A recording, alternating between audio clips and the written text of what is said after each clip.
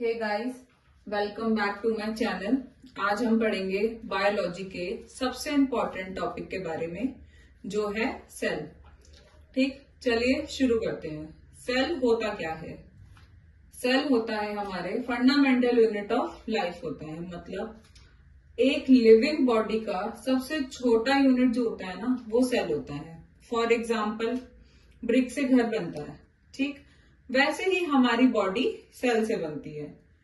ठीक, हमारी बॉडी में बिलियंस ऑफ सेल होते हैं। ठीक, अब हम बात करेंगे कि इसकी डिस्कवरी किसने करी थी। इसकी डिस्कवरी रॉबर्ट हुक ने करी थी। ठीक, कौन से सन में हुई थी इसकी डिस्कवरी? इसकी डिस्कवरी हुई थी 1665 में। ठीक, रॉबर्ट हुक ने माइक्रोस्कोप की हेल्प से कॉर्क स्लाइस में छोटे छोटे बॉक्सेस देखे थे। ठीक, और उन्हें सेल का नाम दिया था। ठीक, बाद में साइंटिस्ट ने सेल थ्योरी दी, जिसमें बोला गया कि सब लिविंग थिंग्स जितनी भी होती हैं वो सब सेल से बनती है। ठीक, इसके दो टाइप्स होते हैं, एक होता है हमारा प्रोकैरियोटिक सेल और दूसरा होता है हमारा यूकैरियोटिक सेल। ठीक, प्रोकैरियोटिक सेल जो होता है वो सिंपल होता है, फॉर एग्जाम्पल बैक्टीरिया। ठीक, यूकैरियोटिक सेल जो होता है वो हमारा कॉम्प्लेक्स होता है।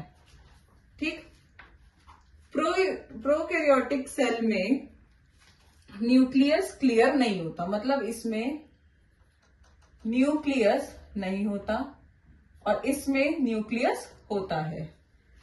ठीक, यूकैरियोटिक सेल में दो सेल आते हैं, एक आता है हमारा प्लांट सेल, एक आता है हमारा एनिमल सेल।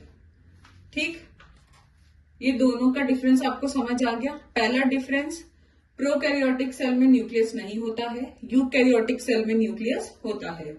प्रोकैरियोटिक सेल जो होता है वो सिंपल होता है और यूकैरियोटिक सेल जो होता है वो कॉम्प्लेक्स होता है। ठीक, अब हम बात करेंगे इसके स्ट्रक्चर की। इसके तीन स्ट्रक्चर होते हैं। पहला होता है सेल मेम्ब्रेन, साइटोप्लाज्म और न्यूक्लियस। ठीक, ये तीनों जो आप देख रहे हैं, ये एक सेल के तीन मेन पार्ट होते हैं। ठीक, पहला सेल मेम्ब्रेन, दूसरा साइटोप्लाज्म, तीसरा न्यूक्लियस।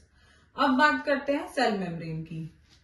ये है हमारा सेल मेम्ब्रेन। ये जो आप आउटर लेयर देख रहे हो, इसे कहते हैं हम सेल मेम्ब्रेन। ठीक, ये बहुत थिन लेयर होती है जो प्रोटेक्ट करती है हमारे सेल को। ठीक, और ये ही डिसाइड करती है कि कौन सी चीज अंदर आएगी और कौन सी चीज बाहर जाएगी। ठीक, अब बात करते हैं हम साइटोप्लाज्म की। ठीक, साइटोप्लाज्म जो होता है ना, ये रहा हमारा साइटोप्लाज्म। ये होता है हमारा जेल लाइक स्ट्रक्चर होता है इसका। ठीक, हमारे सेल के अंदर जो ये जेल होता है उसे हम कहते हैं साइटोप्लाज्म। ठीक, इसके अंदर ये आप देख रहे हैं अलग अलग ऑर्गेनल्स होते हैं। ठीक, जैसे माइटोकॉन्ड्रिया, राइबोसोम्स, लाइसोसोम्स, ये वैक्यूल्स, एंडोप्लास्टिक रेटिकुलम, ये सब इसके अंदर होता है। ठीक, यहीं पर सेल की ज्यादा एक्टिविटी होती है। ठीक, ये आप देख रहे हैं, इसके अंदर ही सेल की ज्यादा एक्टिविटी होती है।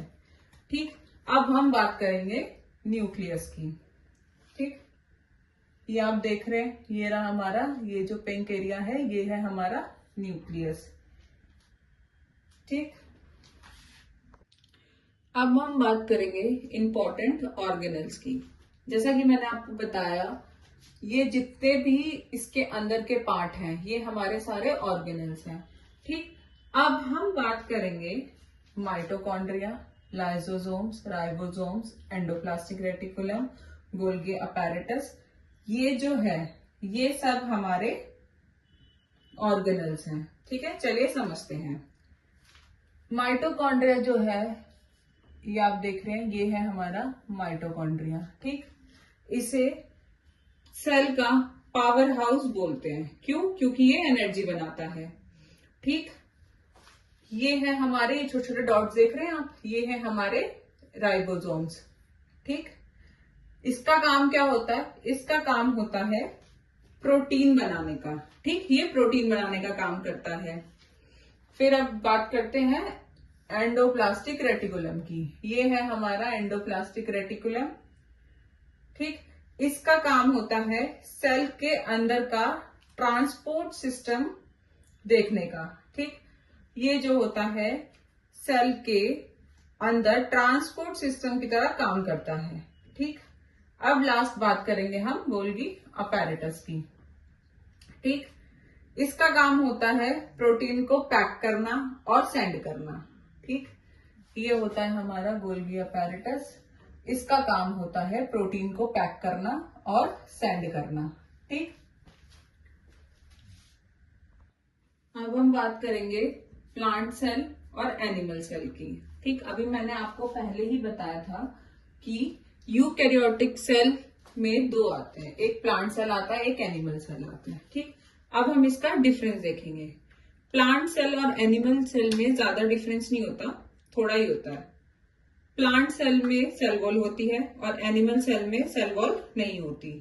ठीक, प्लांट सेल में क्लोरोप्लास्ट भी होता है जिससे फोटोसिंथेसिस होता है।